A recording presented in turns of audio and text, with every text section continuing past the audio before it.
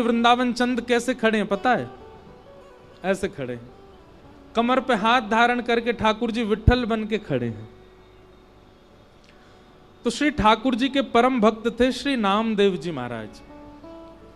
नामदेव जी ठाकुर जी के पास जाते और रोज कहते, बोले ठाकुर जी मैं रोज प्रसादी बना करके आपके लिए मंदिर में लेके आता हूं, वो दिन कब आएगा कि आप प्रसादी पाने मेरे घर खुद आओ। ठाकुर जी बोले, देख नामा, मेरा मन तो बहुत होता है आने का, पर यहां लाखों दर्शनार्थी आते हैं, सब मेरा दर्शन करने आते हैं, मैं कहीं पावे चलोगे और इनको दर्शन नहीं दे पाया तो? नामदेव जी बोले, ठाकुर जी कभी तो समय निकालो, कभी तो ऐसा योजना बनाओ कि आप घर आओ। ठाकुर जी बोले, ठीक है हम विचार करेंगे। एक दिन नामदेव जी आए तो ठाकुर जी बोले, नामा हमने एक योजना बनाई है। बोले क्या? देखो मंदिर तो बंद नहीं हो सकता और हम जब तक खड़े हैं तब तक दर्शनार्थी आते रहेंगे। एक काम हो सकता है। बोले क्या? रात्रि शयन के बाद मैं तुम्हारे घर चला जाऊंगा, लेकिन तुमको मेरे स्थान पर खड़ा होना पड़ेगा विट्ठल बन के। तुम पूरे दिन यहीं विट्ठल बन के खड़े रहना, मैं तुम्हारे घर भोजन भी पाऊंगा, आरती भी कराऊंगा, मैया से बात भी करूंगा, सब काम करूंगा, पर यहां दर्शनार्थियों के लिए तो व्यवस्था बने, तुम विट्ठल बन के बैठ जाना। नामदेव जी बोले, मैं कैसे करूंगा? बोले हम है ना, हम सिखा देंगे सब, आज शयन के बाद रुक जाना बस। तो ठीक है। ठाकुर जी ने नामदेव जी को अंदर छुपा लिया गर्भगृह में। अब पुजारी आदि तो शयन आरती करके मंदिर बंद करके चले गए। ठाकुर जी अपनी ब्रह्म वेदी से उतर आए और नामदेव जी को खड़ा कर दिया। अब ठाकुर जी सामने खड़े होकर के बता रहे, ऐसे हाथ करो। नामदेव जी ऐसे खड़े हो गए। बोले नेत्र बंद कर लो, कर लिए। बोले अब कुछ नियम है, इनको ध्यान से सुनो। बोले बताओ नाथ। हिलना नहीं, सांस लेना नहीं, रोक करके खड़े रहो। और सुबह सुबह पुजारी आएंगे, आकर के तुमको निर्वस्त्र करेंगे तो घबराना नहीं, क्योंकि रोज मुझे भी निर्वस्त्र करके ही अभिषेक किया जाता है। दूसरा, पंडरीनाथ भगवान को आप कभी जाएंगे वहां पर तो उसको बोलते हैं काकड़ा आरती। कौन सी आरती? काकड़ा आरती। उसको मंगला आरती बोलते हैं। जैसे हमारे यहाँ मंगला है, ऐसे पंढरपुर में होती काकड़ा आरती, 3 बजे होती रात में।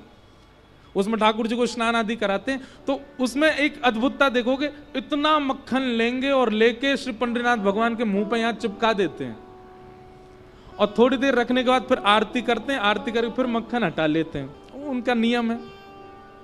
ठाकुर जी बोले मक्खन तुम्हारे मुंह पे रखा जाएगा, उसको चाटना नहीं, ऐसे रखे रहने देना। दुनिया भर के लोग माला पहनाएंगे, उनमें कीड़े काटेंगे, चिल्लाना नहीं। मतलब मानो नामदेव जी को ठाकुर जी बता रहे ठाकुर बनना कितना कठिन है। अच्छा, एकमात्र पंढरपुर ऐसा स्थान है, धाम है पूरे भारत में, जहां पर हर दर्शनार्थी जाकर के श्री पंडरीनाथ भगवान को गले से लगा सकता है। हर दर्शनार्थी अंदर जाएगा गर्भगृह में और श्री पंडरीनाथ भगवान को ऐसे उनके चरणों को अंक से भरने का अधिकार मिलता है। बोले दुनिया भर के वैष्णव आएंगे, अपना माथा फोड़ेंगे चरणों में, और जैसी चरणों में अपने माथे रखेंगे, तुम्हारे आगे अपने जीवन के सारे आर्त बताएंगे।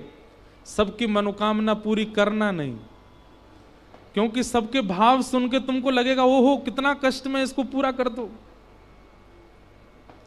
नामदेव जी बोले नाथ आप ही खड़े हो जाओ, मत आओ घर पे भोजन करने। बोले हो गई श्रद्धा पूरी? नामदेव जी बोले नहीं नाथ, मैं प्रसन्नता से रखूंगा, आप जाओ। और नामदेव जी खड़े हो गए। ठाकुर जी ने अपने हाथों से श्रृंगार किया आज नामा का, ऐसा तिलक धारण कराया, मत्स्याकृत कुंडल, मछली के कुंडल पहनते हैं श्री पंडरीनाथ भगवान। कभी अवसर मिले जरूर जाना पंढरपुर, बहुत सुंदर दर्शन है।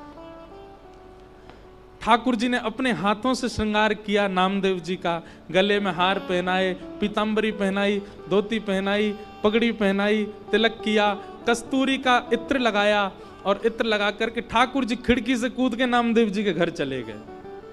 वहां जाकर के मैया से कही लाओ बनाओ पकवान पवाओ हमको। बोले नाथ मंदिर में कौन? बोले नामा खड़ा है विट्ठल बन के।